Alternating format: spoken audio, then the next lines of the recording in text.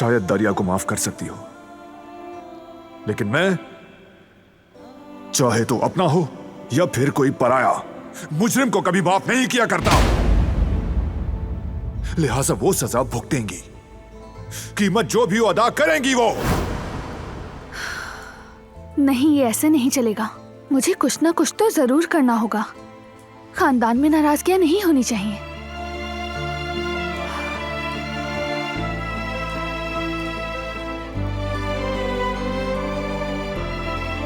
अहमद चाचा, यकीनन।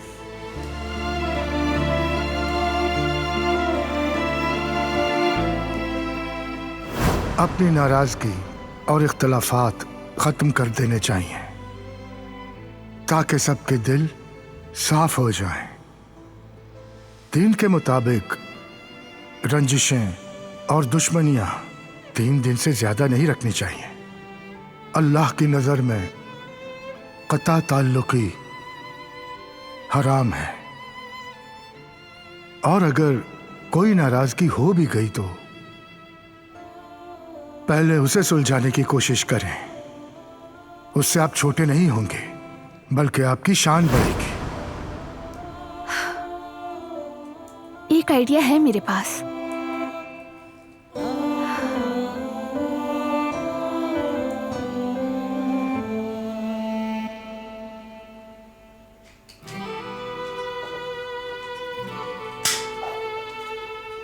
कल शाम के लिए हम दोनों मिलकर कुछ अच्छा सा तैयार करते हैं कदर आपा। पूरी फैमिली एक साथ खाना खाएगी। नाराजगियां भी खत्म हो जाती हैं ऐसे मौकों पर। याद है अहमद चाचा ने भी पहली इफ्तार पे यही कहा था, मुंह मत मोड़ो एक दूसरे से, कीना ना रखो और नाराजगियों को तवील ना करो। आप क्या कहती हैं? शायद ये काम कर जाए। बहुत अच्छा सोचा तुमने मेरी बच्ची, और ये भी जानती हूँ कि दादी और पोते की नाराजगी तुमसे बिल्कुल भी बर्दाश्त नहीं हो रही।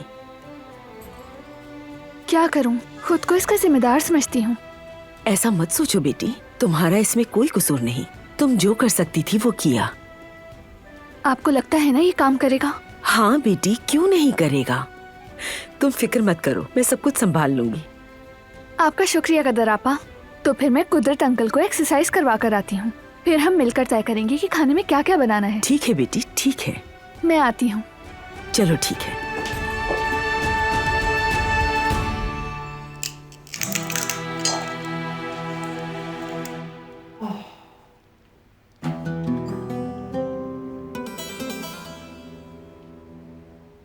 मेरी सुल्ताना, कैसी हैं आप दादी जान?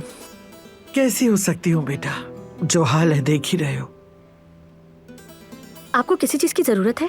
अगर एक एक कप तुम कॉफी बना दो ना तो मजा आ जाएगा। हाँ।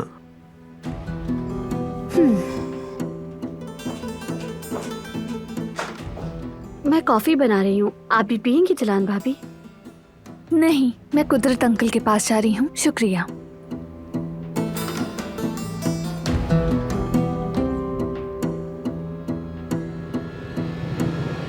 अपने ही घर में मेहमानों जैसी होकर रह गई हूँ। अरे आप मेहमान कैसे हो सकती हैं दादी, बल्कि आप तो रानी हैं इस घर की, जो हम सबको एक छत तले लेकर आएंगे। लेकिन इस छत को ऐसा जोर का झटका लगा के सब कुछ बिखर कर रह गया। वो मेरा पोता, मेरी आंखों का तारा, मुझे नजरअंदाज कर रहा है। इससे तो मर ही जाती तो बेहतर था। अब तो यहाँ सांस लेना भी गुनाह लगता है। ये तो टूट कर रह गई हैं। इनकी नाराजगी को खत्म करना होगा।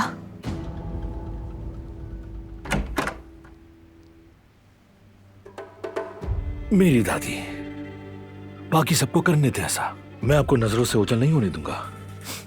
देखिए, मैं तो अभी भी आपके पास ही हूं। मैं आपके लिए हर किसी से उलझ सकता हूं। बाकी लोग क्या सोचते हैं मुझे इसकी परवाह नहीं। ये घर सिर्फ आपका है और आपको अपने घर से जाने की कोई जरूरत नहीं है, खास तौर पर ऐसे वक्त में जब आपके इस पोते ने ऐसी कामयाबी हासिल की है। कौन सी कामयाबी की बात कर रहे हो? दारिया अपनी शेयर्स बेच रही थी, मैंने इसलिए खरीद लिया ताकि किसी अजनबी के हाथ न जाए।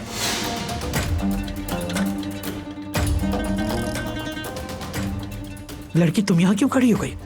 कॉफी यहाँ रख दो और वापस जाओ।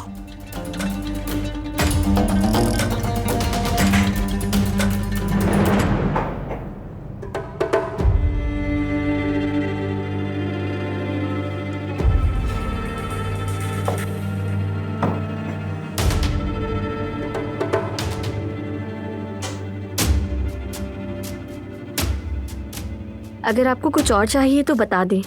कुछ नहीं चाहिए, अब जाओ। शुक्रिया तुम्हारा। एंजॉय करें आप। इसे शुक्रिया कहने की जरूरत नहीं। मैं नहीं चाहती कि ये इस नरमी को गलत समझे। नहीं दादी, बिल्कुल फिक्र न करें। आपने कुछ कहा नहीं? क्या कुछ गलत किया शेयर्स खरीद के? अरे नहीं बेटा, तुमने बहुत अच्छा किया। तुम कभी कुछ गलत नहीं कर सकते।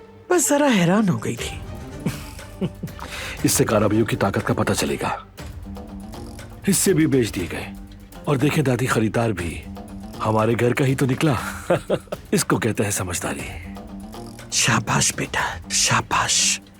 तुमने एक बार फिर ये साबित कर दिया कि काराबे मुश्किलात के खिलाफ एक ही मुट्ठी है। मुझे तुमसे यही उम्मीद थी। फख्र है मुझे तुम पर मेरे शेर।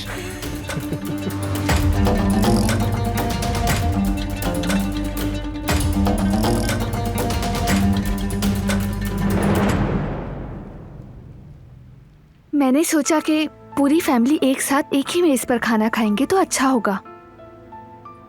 कदर आपा को भी आइडिया पसंद आया। आप क्या सोचते हैं कुदरत अंकल? मैं सही तो कर रही हूं ना?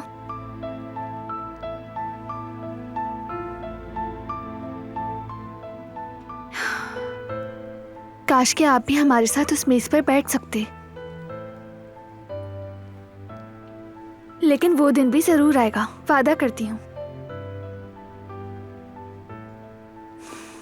मैं जानती हूँ कि वर्जिशें आपको थका देती हैं, लेकिन बहुत जल्द ही आप ये सब कुछ खुद करेंगे, वो भी बगैर किसी की मदद के। इंशाल्लाह वो दिन भी आएगा कि आपको किसी की जरूरत नहीं रहेगी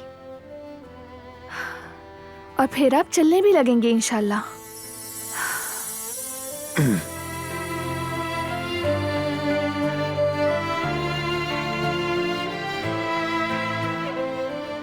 कैसे हैं बाबा?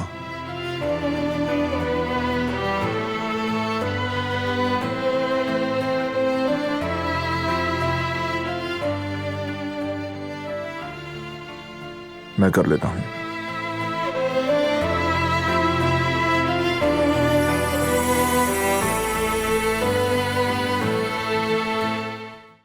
वो कहानियां अधूरी जो न हो सकेगी पूरी, उन्हें मैं भी क्यों सुनाऊं, उन्हें तुम भी क्यों सुनाओ।